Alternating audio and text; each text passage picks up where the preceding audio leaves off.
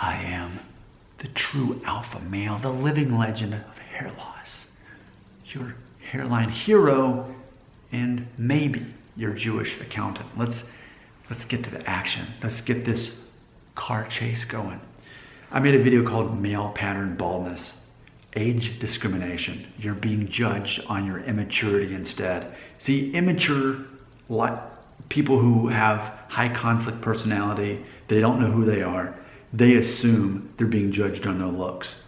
Instead, you're being judged on your maturity, or hopefully instead, your confidence, because confidence is what people want to see out of a man specifically. Our great friend Aziz Quadri has been watching me for a while. He says, 6 minutes and 24 seconds into your video, he says, quote, "You're being judged on your clothes and what you wear." Well, I do agree that judging someone on the basis of something they can't control, such as their facial features, height, skin, hair tone, or actually hair and skin tone, is plain wrong and incredibly shallow. Yes, exactly. But judging someone ever so slightly on what they wear, I think it's to some extent fine if you don't go around totally discriminating them based on how they dress. I probably sound shallow, but your clothes, your grooming, and how you carry yourself is something that you can control. It's all up to you, whether you want to dress like a lazy bum or a pretentious snob. Both are extremes in my opinion, and one dress for the occasion and put his best foot forward for the occasion. Dressing well makes you look more confident and knowledgeable than you are, and it also gives you an air of confidence knowing that you have put in the effort to look the part. And if you back being well dressed by being confident, humorous, and a good helping individual, then it's a win-win. Also, people are far less likely to look down on you or to take you for granted if you dress well and are well put together, and that's regardless of how you look naturally and how many physical flaws you may have. That got a thumbs up when he said all that, and then it's probably with me, because then I said, I agree with you 100%. I will make a video response. So yeah, I love this comment personally. It's really good. This is, as much as I preach that you're not being judged on your looks, specifically, I'm talking about what you can control. I'm talking about your height. I'm talking about, your hairline, your hair, your skin tone, your nose being too big or too small. Your chin doesn't stick out far enough, or whatever it is, whatever things you can't control. You have to actually give people a little bit more credit than you are. People aren't as shallow as you're assuming they are. And what's interesting is shallow people tend to judge people the same way. So if you're worried, I've got a receding hairline, I'm only 25, people are judging me for that. That's a reflection of you being insecure and you being shallow. Chances are you're judging other men on that yourself. They're not judging you on that. That's the irony of it. Instead, what people judge you on are the things that you can control. And that's a sign of emotional intelligence. Emotionally intelligent people focus on what they can control, not on what they can't. And what they assume about other people often is a reflection of how they judge other people themselves. So let's get back to how you dress. I've actually made multiple videos about this over the years. It is very important to me how I dress. Now, don't misunderstand me though. I'm not big into spending a lot of money on clothes. There's a place called Marshall's near my house, and that's a place where basically all the leftover clothes from other places, name brand clothes, go there and you get them pretty cheap. So that's where almost all of my clothes come from. Sometimes I'll go to Old Navy, but the quality of the clothing isn't as good there, and after you wash it half a dozen times, it ends up in the giveaway pile. So I tend to stick with Marshall's, better quality, and I don't pay a lot for it. But for me, it's always a matter of just wearing clothes that look nice without it being too crazy or over the top. I really want my clothes to sort of be the background. I want it basically to dress very classically, is what I want to be. The concept of being classically handsome. So it's interesting because often when I'm out in public, I usually won't wear a t-shirt. Usually I'll wear something with a collar on it. If I'm just going to Lowe's or Home Depot, okay, maybe I'll wear a t-shirt. But typically when I'm out in public, you won't see me in a t-shirt. You will see me in a collar, or in a most casual setting. This just happens to be what I'm wearing is just a sweater without a collar. Now, granted, if I was in the office, I would wear a collar underneath this, but more of just kind of a casual COVID-19 setting. Here I am just wearing the sweater. It's funny because I haven't showered yet today, so this is how my hair was when I woke up, and so I'm like, might as well go with it. But yeah, totally, how you dress absolutely is a presentation of how you are. But keep in mind, it's not about how much you spend on it. It's a matter of just keeping things simple. Now, how do you know? Well, Nick, I don't know if I'm a bad dresser or not. Well, what I would say is, try not to wear t-shirts as much in public. Make your t-shirts count when you do wear them in casual settings. But when you're around a lot of people, especially around females, I'd say don't wear t-shirts. They're gonna notice if you wear a polo shirt instead. There's a time for the t-shirt, but typically it's not in public settings, is what I would say. Another thing is wearing khaki pants with running shoes. It looks really sloppy.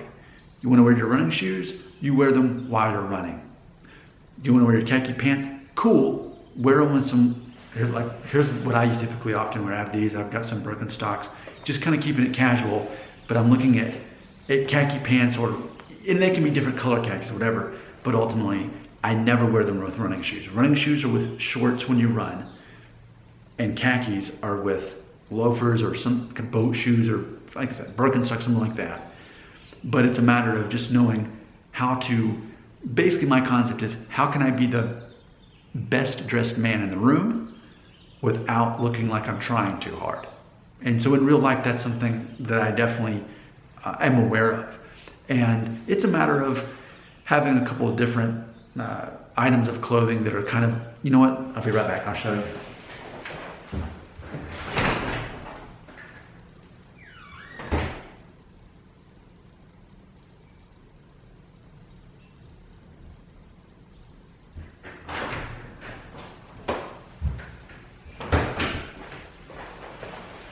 It's funny because I got this, I think exactly like, is it 3 years ago?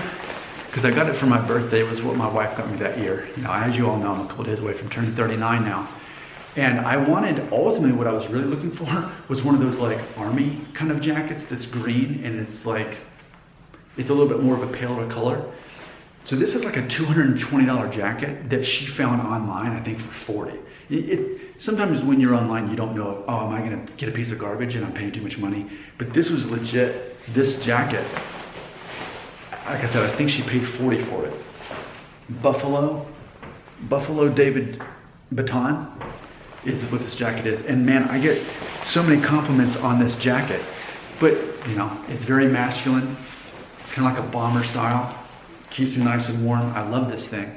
So I think it's important too, that you have a couple different things in your wardrobe that you can wear in theory just about every day. That can be kind of your thing. If you're a cartoon character, you know, they always wear the same thing.